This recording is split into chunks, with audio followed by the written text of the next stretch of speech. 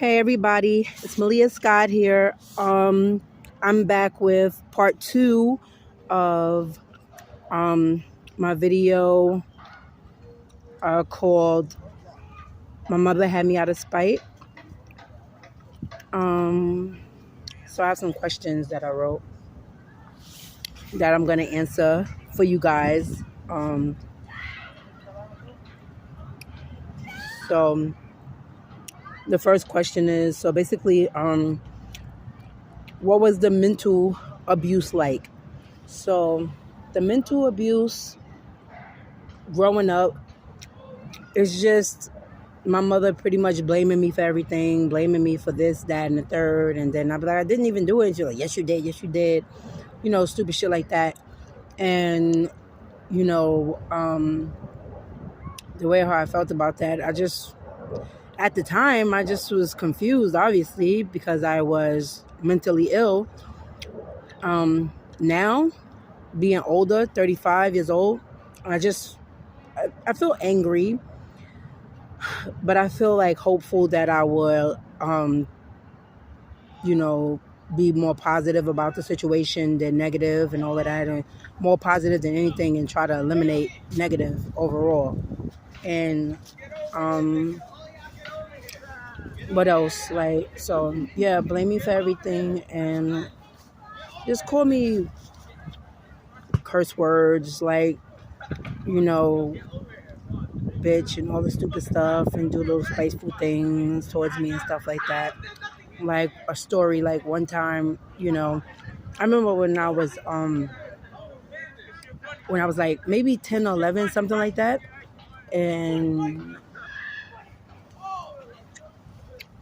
And I was like maybe 10 or 11.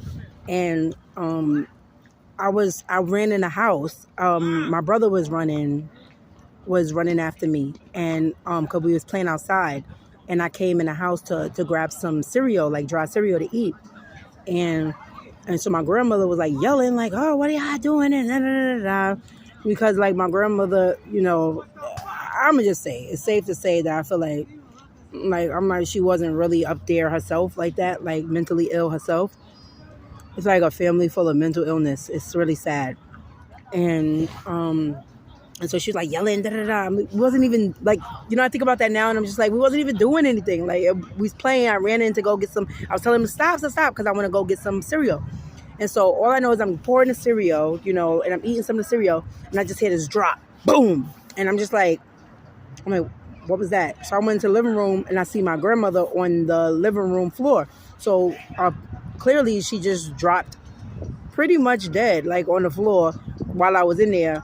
And I had ran out to go tell my mom, and when she had came up and she seen her mother on the floor, and she just shook her head and was looking at me, and she was like, "It's because of you. It's your fault." And I was just like, I was like 10 or 11, so I didn't really understand that either. And I mean, I figured I know that she figured that it would make me angry when I thought about it when I got older and stuff like that.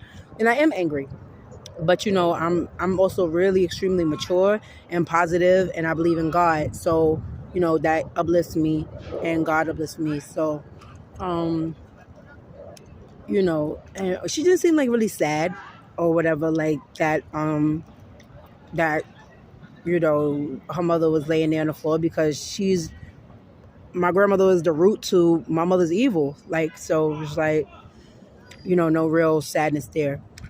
But,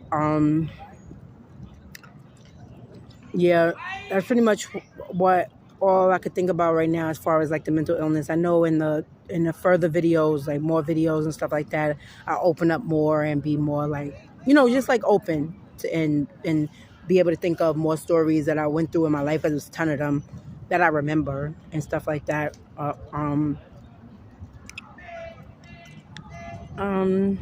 I do another question?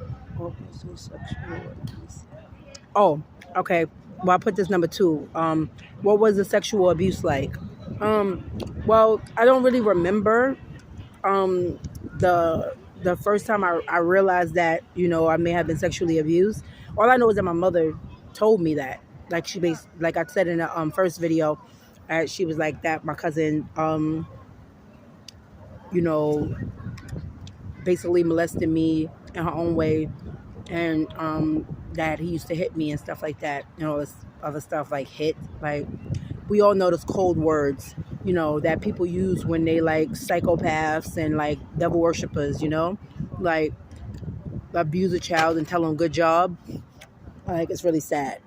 But yeah, all I know is like the signs. All I can remember is that my cousin was like, he's older and he just was.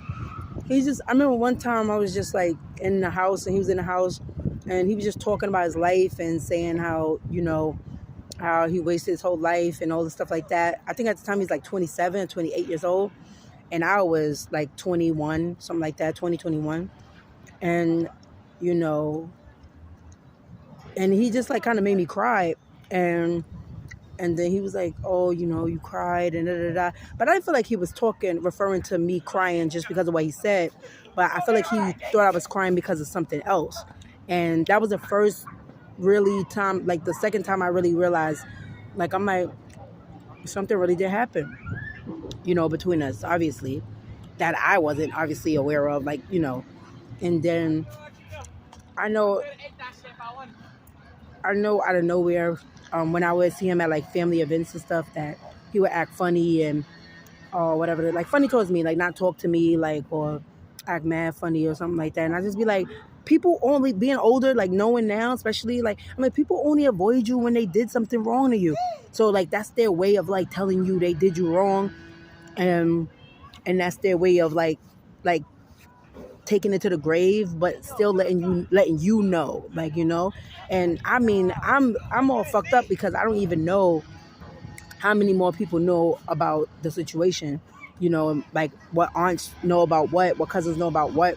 I mean, to me, it's all like a guilt trip to me. Like, I'm just here to tell my story and help myself heal. That's what this is really about, like me healing. And it's time. I can't wait to, you know, to be at more peace. It's not gonna be perfect, but work in progress. This video is getting long, so I'll do another video and come back with the same thing. All right, so part 3.